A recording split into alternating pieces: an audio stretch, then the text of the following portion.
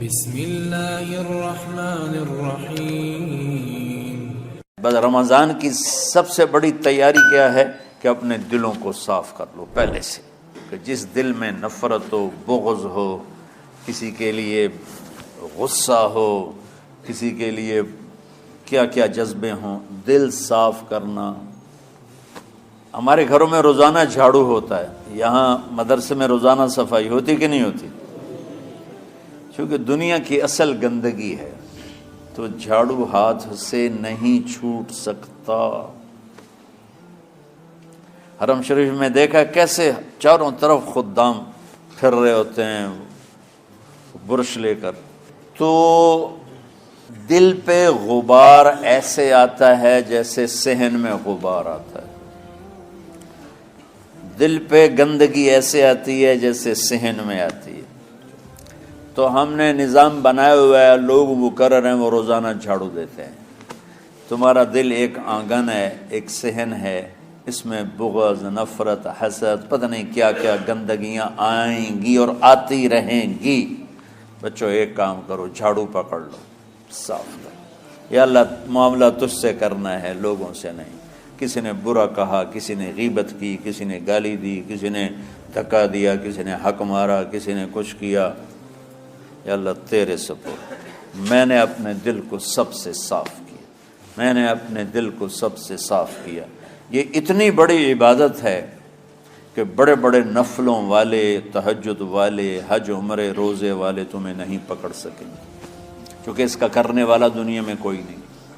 نفل پڑھنے والے تو بے شمار ہیں، عمرے کرنے والے بے شمار ہیں، علماء بے شمار ہیں، حاجی بے شمار ہیں، سخاوت کرنے والے بے شمار ہیں، لیکن اس ٹکڑے کو صاف کرنے والا لاکھوں میں ایک بھی نہیں ہے۔ مشکل کام ہے، آپ یہ سیکھ لیں، صاف کرو، صاف کرو، صاف کرو۔ یہ رمضان کی سب سے بڑی تیاری اور علم کو حاصل کرنے کی سب سے بڑی چابی ہے کہ اپنے دل کو کھلا کر لو۔ کوئی چیز خالی ہوگی تو کچھ آئے گا۔ جس دل میں بغض بھرا ہو، نفرت بھری ہو، حسد بھرا ہو، کینہ بھرا ہو، اس میں خاک آئے گا، اس میں تو علم کی ایک کرن بھی نہیں آئے گی۔ اس زبان سے چاہے جتنے مرضی موتی بکھیرے، دل اس کا اندھا ہوگا۔ لا تعمل الابصار ولكن تعمل القلوب التي في الصدور۔ یہ آنکھوں سے اندھے نہیں، دل سے اندھے ہیں۔ تو بچوں اپنے دل کو صاف کرنا سیکھو۔ وہ کتنی مشہور حدیث ہے، آپ نے کہا اس دروازے سے ایک جنتی آ رہا ہے، تو ایک انصاری صحابی داخل ہوئے، جوتا ہاتھ میں، داڑھی میں وضو کا پانی۔ اگلے دن اس دروازے سے ایک جنتی آ رہا ہے، تو ایک صحابی آئے، ہاتھ میں جوتا، داڑھی میں وضو کا پانی، وہی صحابی۔ اگلے دن اس دروازے سے ایک جنتی آ رہا ہے، تو وہی صحابی 3 دن جنت کی بشارت لی۔ اس صحابہ کی جماعت میں ایک شخص ہیں جن کا نام ہے عبداللہ بن عمرو بن عاص۔ ان سے بڑا عبادت گزار صحابہ میں کوئی نہیں تھا، نہ سابقین میں نہ متاخرین میں، نہ پہلوں میں نہ بعد والوں میں۔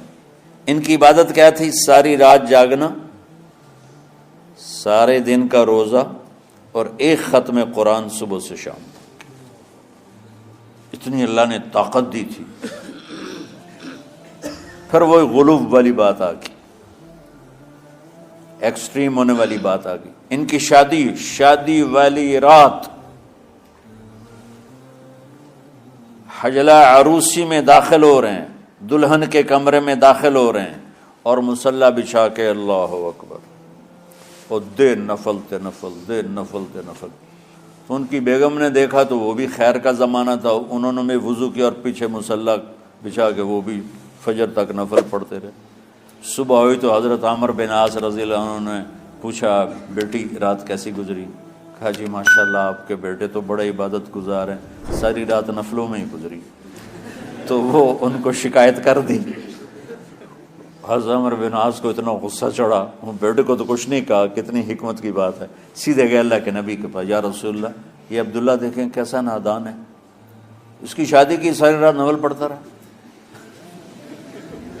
تو آپ کہتے ہیں ماشاءاللہ ماشاءاللہ کتنی بڑی بات ہے، نفلوں میں گزر گئی، رات بھی نفلوں میں گزر گئی۔ تو آپ نے حضرت عبداللہ بن عمر کو بلا کے ڈانٹا کہ تو نے مہینے میں 3 دن روزے رکھنے ہیں، بس اس سے زیادہ نہیں رکھنے، اور ہفتے میں 1 قرآن ختم کرنا ہے۔ کہا یا رسول اللہ میرے اندر طاقت زیادہ ہے۔ پھر اچھا 15 دن روزے رکھنے، کہ نہیں میرے اندر طاقت زیادہ ہے۔ آپ اس کو تھوڑا تھوڑا کر کے گھٹاتے رہے، اور وہ ہر دفعہ نہیں یا رسول اللہ میرے اندر طاقت زیادہ ہے۔ تو آخر میں آپ نے کہا اچھا چلو صوم داؤدی پہ آ جاؤ، 1 دن روزہ رکھو، 1 دن افطار کرو، اور 3 دن سے پہلے قرآن ختم نہیں کرنا۔ تو آپ نے اس کو پیچھے کیا۔ یہ بیٹھے تھے اس محفل میں، ان کے دل میں آیا کیا یہ بزرگ مجھ سے زیادہ عبادت کرتے؟ رات میں ساری جاگتا ہوں، دن روزہ رکھتا ہوں، 1 ختم کرتا ہوں، تو جنت کی بشارت تو مجھے ملنی چاہیے تھی، ان کو کیسے مل رہی؟ یہ کسی کتاب میں نہیں لکھا کہ یہ ان کا جذبہ تھا، لیکن جو کہ میں ان کی سیرت کو جانتا ہوں تو مجھے خیال آتا ہے کہ ان کی نفسیات میں یہ بات آئی ہوگی، چونکہ صرف انہی کو خیال آیا کہ میں جا کے دیکھتا ہوں کہ یہ بزرگ کیا کرتے ہیں۔ تو ان کے پاس پہنچ گئے، چاچا ذرا، وہ ادھیڑ عمر تھے، چاچا وہ میرے ابا تھوڑے ناراض ہیں، تو کچھ دن آپ کے پاس گزار لوں؟ کا بیٹا بسم اللہ آ جاؤ۔ اب رات ہوتے ہی عشاء کی نماز پڑھ کے انہوں نے جلدی سے چادر اوپر لی اور یوں سراغ کر کے ان چاچے کو دیکھنے لگے ایسے کر کہ اب یہ کیا ساری رات سجدہ کرے گا، اور ساری رات روتے روتے روتے روتے مصلی گیلا ہو جائے گا، یا ساری رات رکوع کرے گا، ساری رات قیام کرے گا، ساری رات قرآن پڑھے گا، اس تصور سے یوں دیکھ رہے۔ اور وہ بزرگ صحابی تشریف لائے، سرانے پہ سر رکھا، اللہم بسمک اموت و احیا، ہو گئے۔ اب یہ دیکھ رہے ہیں ابھی اٹھیں گے، ابھی اٹھیں گے، ابھی اٹھیں گے، اٹھے نا، فجر کی اذان پہ اٹھے۔ اب یہ تو حیران پریشان ہو گئے کہ یہ کیا؟ اس زمانے میں تو منافق تہجد نہیں چھوڑتے تھے ڈر کے مارے کہ پتہ نہ چل جائے ہمارے کفر کا، تو یہ چاچا جنت بھی لے گیا تو ستا بھی پیا کہ چلو کل دیکھوں گا۔ اگلی رات پھر چادر سر پہ کر کے اور یوں سوراخ کر کے لیٹے ہوئے اور دیکھ رہے۔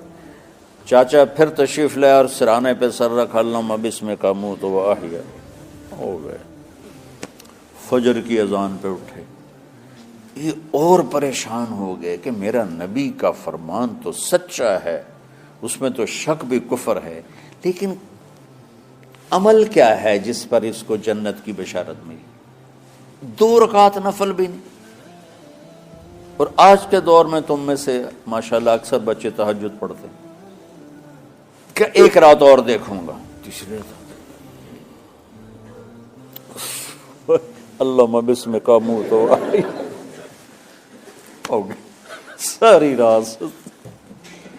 تو تیسری رات پھٹ پڑے عبداللہ بن عمر، کہنے لگے چاچا میری ابا سے کوئی لڑائی نہیں تھی، 3 دن میں تیرے بارے میں سنتا رہا، جنتی جنتی جنتی، میں دیکھنے آیا تھا کہ آپ کیا کرتے ہیں، آپ تو کچھ بھی نہیں کرتے ہو، ساری رات سوتے رہتے ہو، اب کیا کرتے ہو؟ انہوں نے کہا بیٹا یہی ہے جو تم نے دیکھا ہے۔ اب ان کو سمجھ میں نہیں آ رہا کہ یہ جوڑ کیسے بٹھاؤں، ادھر جنت کی بشارت، ادھر ساری رات خراٹے، اب یہ اس میں جوڑ کیسے بٹھاؤں، کیونکہ نبی کی بات تو غلط ہو نہیں سکتی۔ تو اب وہ نا ایسے نا بڑے بے دل سے ہو کر واپس مڑے، پتہ نہیں کی چکر ہوئے گی کوئی گل۔ جب وہ دروازے تک پہنچے تو کہنے لگے بیٹا ادھر آنا، واپس آ گئے۔ کہا میں تمہیں اصل راز کی بات بتاتا ہوں۔ کہا کیا ہے کیا ہے؟ تو یہاں ہاتھ رکھا، کہا یہ جو دل ہے نا اس میں کسی انسان کی نفرت نہیں۔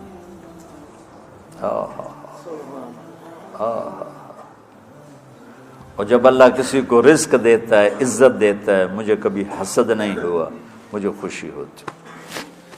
تو عبداللہ بن عمر نے کہنا تھا ہاں یہ بات ہے، نہیں، ان کا ہاذا ہوا، اچھل کے کہنے لگے ہاذا ہوا، ہاں ہاں ہاں ہاں یہی ہے یہی ہے یہی ہے۔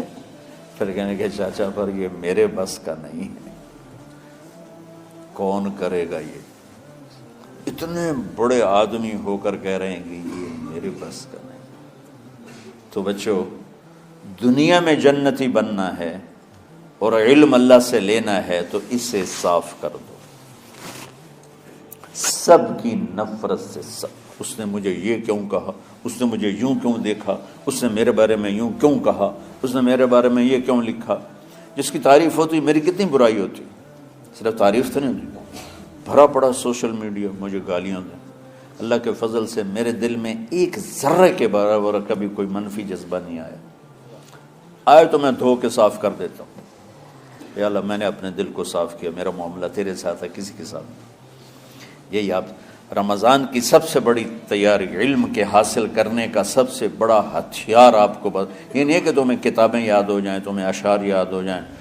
تو ساری امت سے کہتا ہوں رمضان کا استقبال کرو، دلوں کو صاف کر کے، نفرتوں کو مٹا کے، مذہبی نفرت، دنیاوی نفرت، رشتوں کی نفرت، بول چال کی نفرت، سیاست کی نفرت، لین دین کی نفرت، ان سب سے اپنے دل کو صاف کرو تاکہ رمضان میں اللہ نے علم اتارا، اللہ تعالیٰ آپ کو علم عطا فرمائے، اور باقی لوگ جو عام دنیا میں زندگی گزار رہے ہیں ان کے دلوں میں اللہ رمضان کا نور اتارے اور اپنے اور ہدایت کا نور اتارے۔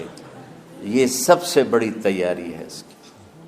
اور کسی سے گلہ ہے، غصہ ہے، ناراضگی ہے، کسی سے بولتے نہیں ہو، ابھی سے شعبان آ چکا ہے، آپ شعبان سے رمضان کی تیاری شروع فرما دیتے تھے۔